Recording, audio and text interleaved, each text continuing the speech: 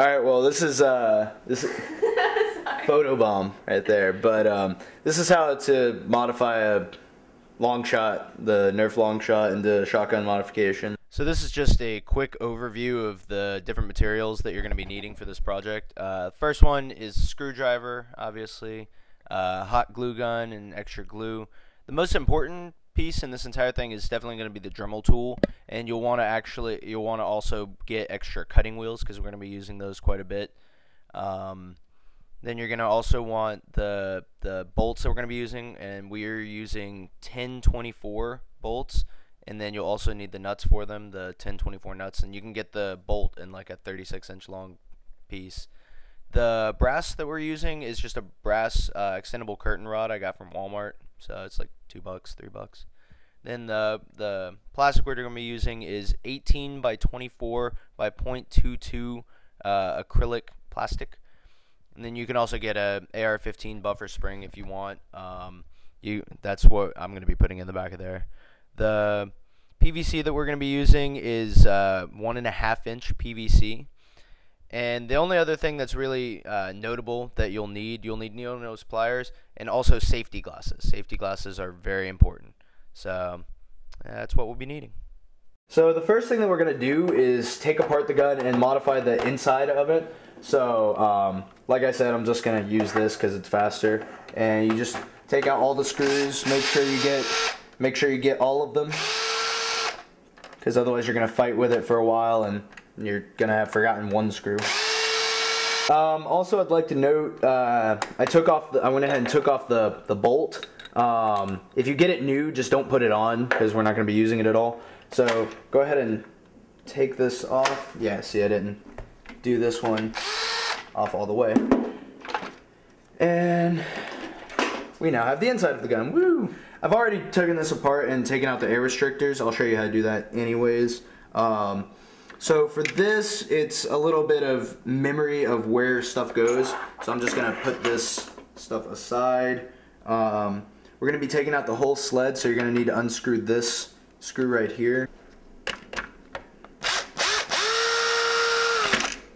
So you don't need to take off the whole trigger frame. What you can do is just carefully bend that backwards. Don't do it too hard or you'll break it, but it's pretty hardy. And then you just lift up everything here. You're going to take off this portion right there and then slide the whole thing back and just pull it off. What I normally don't like to work with the sleigh on it, so what you can do is just take, like the needle nose pliers and push out this little thing right there. There we go.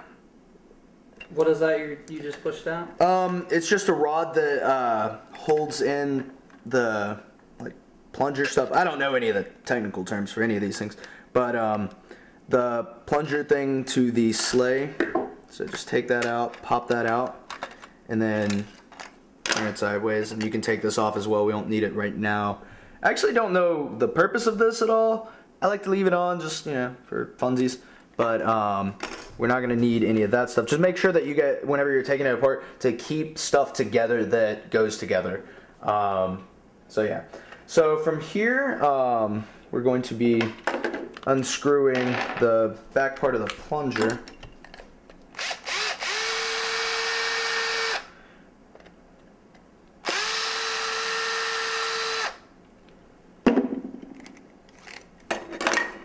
So this is the plunger, and then in here is where we're going to be, oh hey, I do have the air restrictor in there, so never mind. Yeah. So we're going to be taking off the 3 prongs in here.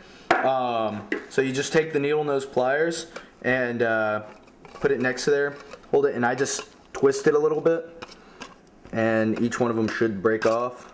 You just do that to all 3, and there's that, and then you can just hold that upside down, and now there is no longer an air restrictor. Just unscrew on the bottom of it. There's a little screw holding it together. I've already cut the strips, so you just kind of look at it, see about how much it is, and you want it to cover a decent portion of it, so I'm going to right about here. What I'm going to do is just super glue it down, so This is one of the more optional ones you can do. It doesn't happen as often, the breaking, but if you want to just ensure that it's not going to break, then this is something that you definitely want to have in there. So I'm going to go ahead and super glue both these pieces on and then show you. And then you also want to do the same thing to the underside.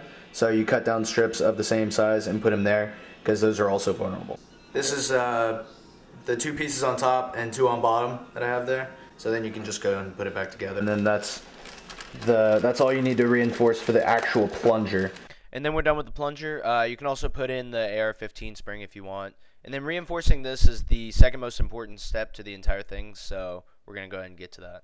We're going to reinforce this entire thing right here, because otherwise the constant impact, especially with an AR-15 spring, or if you add an extra spring, the constant impact is eventually going to shatter that glass, or the plastic. So we're going to go ahead and reinforce that. The first thing that you need for that is this metal rod.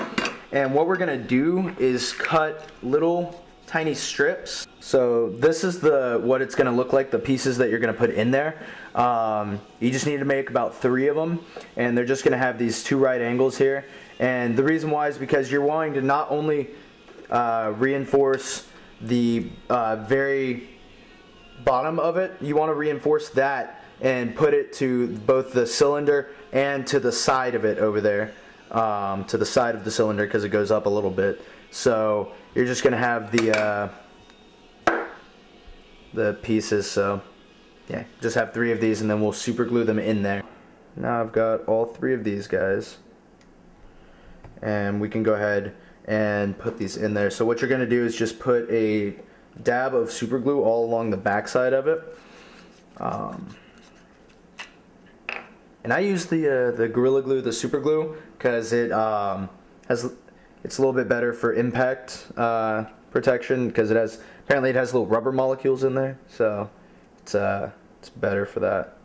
Just put a little bit on there. Make sure you're gonna get super glue on yourself quite a bit during this whole project, but try not to get too much on there. So just do that.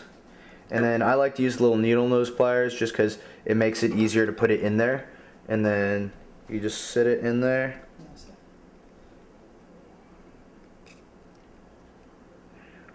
Okay. So yeah, you guys, you're just going to sit it in there. And what I'm going to do is I'm going to use the needle nose pliers to push it up against the back wall just to make sure. But you just want it on there so that it's going to help reinforce that bottom part and keep the whole thing together. Okay. So this is what it looks like. I only put 3 in here.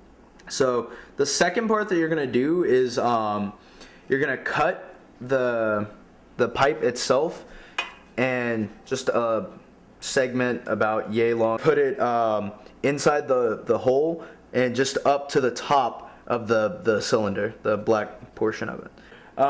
We're just going to put this in.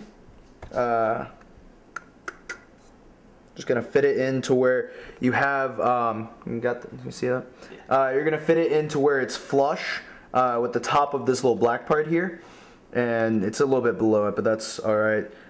Make sure all your metal pieces are still pressed against the side so the super glue will dry, and then we're gonna go ahead and heat up the hot glue gun. So for this one, like I said, we're just taking the hot glue and filling in the portions around it so that it'll help absorb the impact. So yeah, this is all the hot glues in there. You can see that it's pretty well surrounded, and that's why we had to put the metal cylinder in as well. So now we are done. So at this point, it's already done. Just make sure it slides good, so that does. And if you want, you can go ahead and tape up this little hole right here. Or not, I don't ever tape it up. I would just put a dab of super glue over it and make sure it's covered and just let it dry. Don't mess with it. I'm not going to do that because there's plenty of like force behind this anyways, and I mean, it's not strictly necessary. But yeah, you can go ahead and do that if you would like to. So I'm going to go ahead and put it back together. That's all we need to do for the internal, so we can go ahead and start putting this back together.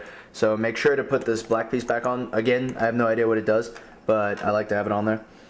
Just put it in sideways like that. Put that back in there. And then make sure to put that back on, otherwise you won't be able to, it won't work correctly. And we're good, so we can go ahead and put this back in. So, just as a refresher, easiest way to do this is just to sit that back in there. Make sure these fins right here slide along this track. So you're gonna just make sure that's in there. And looks like everything's good. Everything's in there well. So now you got to put back in this piece. This one's the little bit more tricky piece. What you have to do is the yellow portion of the sleigh right here. Just push that up and press this down. Remember to have the trigger thing down. Push that in like that. Press up the spring and then set it down in there. Also, be sure to put the screw back in because otherwise it won't work correctly. So. And as with anything in these Nerf guns, never ever over tighten anything. The last aside is the trigger spring right here. It gets really annoying because it springs out all the time, so I just put a little bit of duct tape over it. You don't have to do that, it's not important. And then make sure to put the catch on here. So just put the spring up under this black piece right here, and then it just sits in. Put this guy back. And that is all the stuff that you're going to be doing inside the Longshot, like at all. So we're good there. We can go ahead and put this back on and start modifying the outside of it. Alright, so this is it put back together. Just make sure that whenever you are done with putting everything back together, that the tray slides back and slide it forward. Just to make sure. And I took off the yellow piece that's right here. It serves absolutely no purpose to me. And just make sure that it fires. Disassemble this. We're going to be using this right here for the handle for the shotgun. And then we'll get back to this. So take this. You're just going to be unscrewing. There's 3 screws here. You're just going to be unscrewing them. This part right here, the cutting of this is just kind of tedious, more so than anything else. So we're going to go through it real quick. What you're going to be doing is taking off, first off, this piece right here. I think you can just snap this piece off. You don't need it at all. Same thing on this one. It's unnecessary. What we're going to be doing is cutting all along from here, following the edge of it, just very close to the edge, all the way down to there, and then taking out the ridges right here. And the reason why is because we want it thin enough to where we can still fit it around the PVC pipe and be able to have it as more of a as this, instead of it warped out a lot and it'd be uncomfortable to use. So you just go ahead and cut all this, and be very careful whenever you're cutting, because this plastic is really hot, and if it gets on your skin it will burn you. So just gonna cut all this stuff off.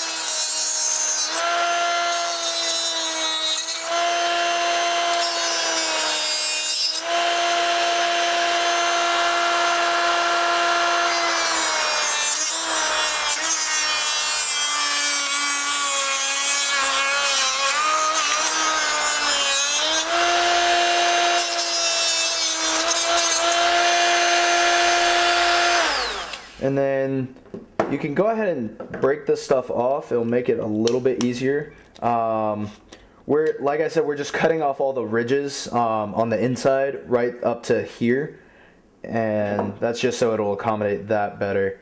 And also this part we're cutting off so that it'll accommodate the bars to actually cock it back. So